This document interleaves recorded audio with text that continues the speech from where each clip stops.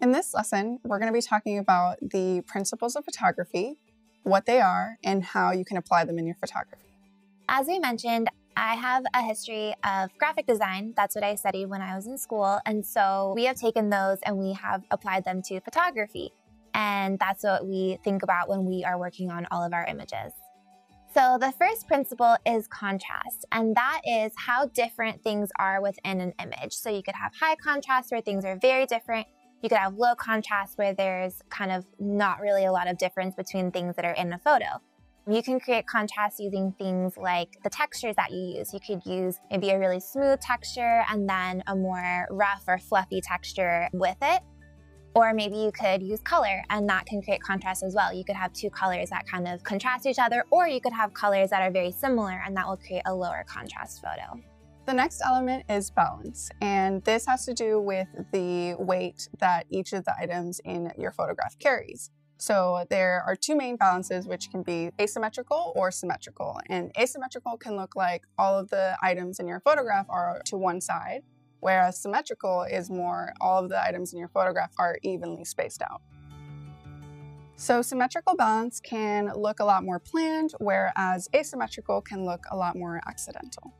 White space is like the blank space within an image. So you can have an image with a lot of white space, maybe there's just one object in the photo, or you can have an image where there's very little white space and the image is very filled. Maybe there's a lot of props going on. So one thing you want to think about is just making sure that there is room for the eye to rest within the photo. So if there's too many things going on, there's not going to be space for the eye to breathe. So just making sure that you leave at least a little bit of white space within your image, even if you have a lot of props.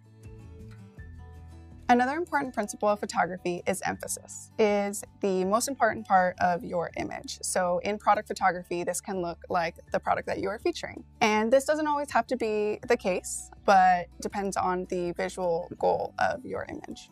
So another important principle is movement. Movement is how the eye moves through the image. Typically, you want the eye to start at the most important part, at the emphasis, and then move its way through the rest of the image. Next is proportion. This is the size of your props and items in your image and how they relate to each other. So larger items can draw more attention, whereas smaller items can be a little bit more behind the scenes. Next is repetition, and this is repeating elements within a photo to make a point. So this could be repeating colors, you could repeat props, you could even just repeat a theme throughout an image or throughout a series of images. The last principle of photography is color. Color can evoke many different types of emotions and feelings.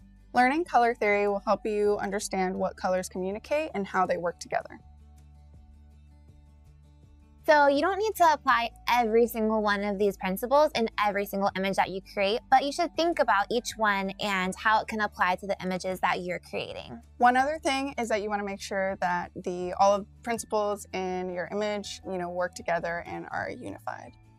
And you have to know the rules in order to break them. So studying these principles and learning how things are typically done will help you then when you need to break the rules or maybe do something that's a little bit more unconventional.